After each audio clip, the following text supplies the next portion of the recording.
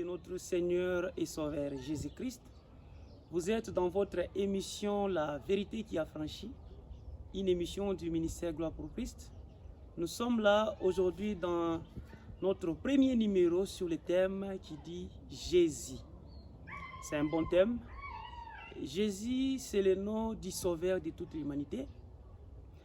Mais nous nous sommes rendus compte que dans le monde, plusieurs personnes croient dans un autre Jésus, que c'est lui qui donne la vie éternelle. Et c'est ce qui nous a poussé à venir devant vous avec ces beaux thèmes que nous avons tirés dans 2 Corinthiens chapitre 11, le verset 4 que je vais lire. Car si quelqu'un vient vous prêcher un autre Jésus, que celui que nous avons prêché, ou si vous recevez un autre esprit, que celui que vous avez reçu, ou un autre évangile, que celui que vous avez embrassé, vous le supportez fort bien. Là, c'est l'apôtre Paul qui est en train de dire à l'Église qu'il y a un autre Jésus que les faux ministres prêchent, les faux serviteurs prêchent, et plusieurs personnes acceptent d'embrasser ces faux évangiles, et en embrassant ces faux évangiles, ils reçoivent même l'esprit, mais ce n'est pas le véritable esprit.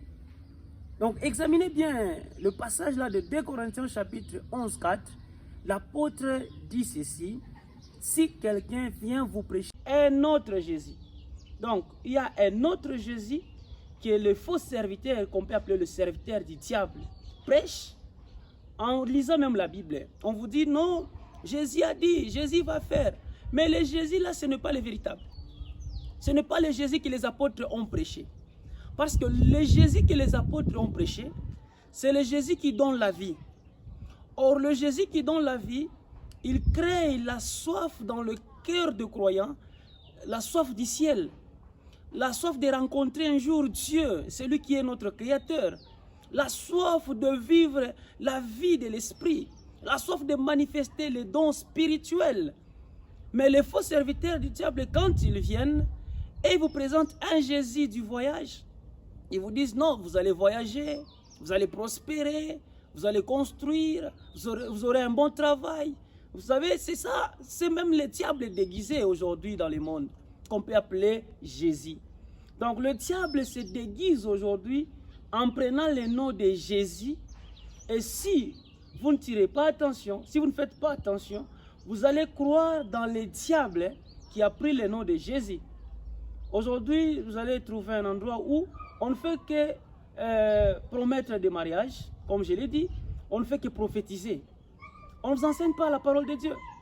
Il y a un serviteur qui se lève, il vous dit non, ton père s'appelle Ilunga, je ne sais pas, ta maman s'appelle Clémentine, et vous acclamez, vous dites non, là c'est un homme de Dieu, c'est un voyant.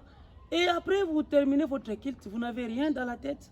On vous pose la question, qu'est-ce qu'on vous enseigne à l'église? Rien du tout. Pourquoi? Parce que le Messie, il est venu juste pour vous annoncer les divinations, ce que plusieurs appellent prophétie. En réalité, ce ne sont pas des prophéties, ce sont des divinations. Donc, notre thème qui est Jésus, nous voulons vous parler du véritable Jésus. Le véritable Jésus, quand il vient dans la vie d'un homme, c'est pour premièrement d'abord ôter les péchés dans la vie de cet homme. Le véritable Jésus, plutôt, c'est celui qui vient vous apporter la vie éternelle. C'est lui qui vient vous dire il faut mener une vie sans péché. Parce que le véritable Jésus, lorsqu'il arrive dans la vie d'un homme, d'une femme, cet homme, cette femme doit changer. Le comportement, le caractère. On doit vivre le Jésus de la Bible en toi. Le Jésus qui a marché avec Pierre. Le Jésus qui a appelé Paul. Le Jésus qui a envoyé André. Le Jésus qui a envoyé Jacques. Celui-là n'était pas un impudique. Celui-là n'était pas un féticheur, n'était pas un blasphémateur. C'était le Fils unique de Dieu qui incarnait, qui avait en lui la divinité.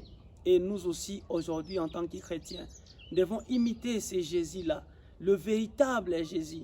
Quand il vient, il donne la paix, il donne la joie.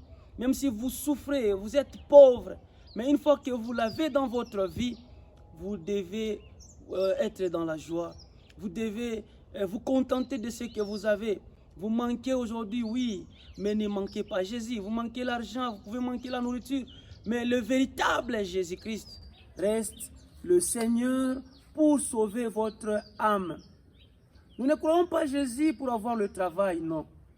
Nous ne croyons pas Jésus pour avoir le mariage, non, c'est pas ça. Nous croyons en Jésus pour avoir la vie éternelle. Et lorsque l'apôtre Paul a constaté qu'en son temps, il y a plusieurs personnes qui annonçaient un autre Jésus, un autre évangile, que les gens embrassaient par ignorance. Et ils recevaient un autre esprit. Hein, quand vous constatez, aujourd'hui avec moi, vous allez voir qu'il y a des gens qui vous parlent en langue, mais qui vivent dans le péché. Il y a des gens qui vous prophétisent, mais qui vivent dans le péché. Il y a même ceux-là qui font des miracles, mais qui sont des pécheurs. Mais comment est-ce qu'un pécheur peut prophétiser au nom de Jésus? Comment un pécheur peut faire des miracles au nom de Jésus?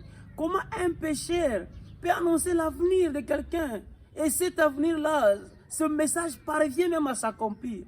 C'est pour vous dire, il y a un autre Jésus qui est aussi capable de faire le miracle. Il y a un autre Jésus qui est aussi capable de vous dire ce que l'avenir vous présente. Mais celui-là ne va pas vous amener dans la vie éternelle. Raison pour laquelle notre Seigneur Jésus-Christ lui-même, le véritable sauveur, il dit dans Matthieu chapitre 7, le verset 21 jusqu'au verset 23, il dit ceci: ce n'est pas tous ceux qui me disent Seigneur, Seigneur, qui entreront dans le royaume des cieux. Pourquoi il a dit ça? Parce qu'aujourd'hui, plusieurs personnes disent Jésus, je crois en Jésus, Jésus. Moi, c'est Jésus qui est ma vie, c'est Jésus qui est mon Seigneur, c'est lui qui est mon sauveur. Oui, mon frère, ma sœur, c'est bien de dire cela, c'est bien de se réclamer chrétien. Mais est-ce que le Jésus que tu suis, c'est le véritable Jésus? Lequel est-il ton Seigneur? Est-ce que c'est le Jésus qui va t'accepter à la fin du monde? Parce que dans Matthieu 7, 21 que nous venons de citer, Jésus dit ceci: il y a ceux-là qui me diront Seigneur, n'avons-nous pas prophétisé en ton nom? N'avons-nous pas chassé tant de démons en ton nom? N'avons-nous pas accompli des miracles en ton nom? Mais écoutez la réponse de Jésus, il dit: je leur dirai ouvertement, je ne vous ai jamais connu. Donc, il y a le Jésus qui ne vous connaît pas, bien que vous annoncez, vous accomplissez les miracles. Il y a ce Jésus qui ne vous connaît pas, bien que vous prophétisez. Vous parlez en langue, vous avez même des visions. Vous avez une grande église, une grande assemblée que vous appelez l'église, mais il y a un Jésus qui ne vous connaît pas. Vous pouvez même chanter, il y a un Jésus qui ne vous connaît pas. Alors, le véritable Jésus qui ne vous connaît pas, c'est lui qui a la vie éternelle.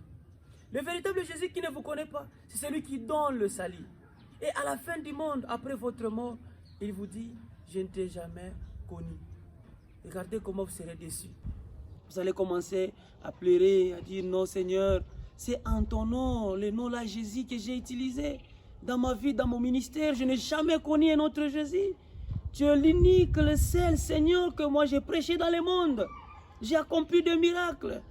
Alors, lui continue à vous dire, non, je ne t'ai jamais connu, je ne t'ai jamais connu. Et après, on vous montre maintenant le Jésus que vous étiez en train de prêcher. C'est le diable. Le diable se déguise aujourd'hui en Jésus. Il prend ce nom-là, Jésus. Même si vous regardez dans la Bible, dans Actes chapitre 13, à partir du verset 9, on va vous dire, 6, 9, on vous dit, il y a un magicien, un faux prophète qui s'appelait Bar Jésus. Donc aujourd'hui, ne restez pas seulement dans cette pensée de dire, je connais Jésus. Donc je vous exhorte à la prochaine fois de suivre notre numéro qui va continuer à vous parler sur le nom Jésus. Ça, c'est l'introduction à notre premier enseignement. Merci beaucoup. Restez branchés, soyez connectés à notre chaîne La Vérité qui a franchi avec l'apôtre Timothée Monsoka. Que la grâce et la paix du Seigneur soient avec vous.